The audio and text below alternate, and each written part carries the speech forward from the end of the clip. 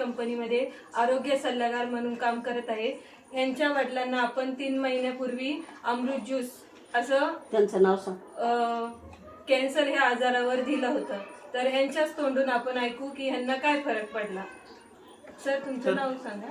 Cancer, माझ्या वडिलांना cancer झाल्यानंतर मी अहिल्यानगर येथे सुरभी हॉस्पिटलला वडिलांना ऍडमिट केलं.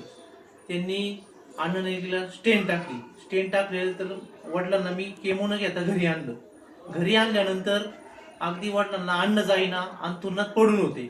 वडील आता जाणार अशा हिशोबाने आम्ही त्यांचा विचार पण सोडून दिला. नंतर आम्हाला ह्या आयुर्वेदिक औषधाची माहिती समजल्यानंतर माझ्या भावाने या कंपनीशी कॉन्टॅक्ट करून ही औषधं खरेदी केली. खरेदी केल्यानंतर मी औषधं वडिलांना 2 टाइम सकाळ संध्याकाळ देऊ लागलो. वडिलांच्या त्या आजारी प्रकृतीमध्ये सुधारणा होऊ लागली.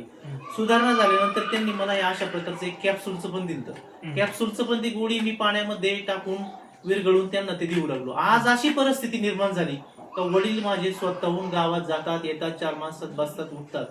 तर ह्या कंपनीचं मी अभिमानाने सांगू शकतो की हे आयुर्वेदिक औषध असं आहे का शरीरातले संपूर्ण आजार बरे करू शकतं. याची मला परिपूर्ण खात्री आणि रिझल्ट आलेला आहे. या औषधामध्ये कोणत्याही प्रकारची अशी शंका कुशंका कोणत्याही व्यक्तीने मनामध्ये न ठेवता, कोणताही संकोच मनामध्ये न ठेवता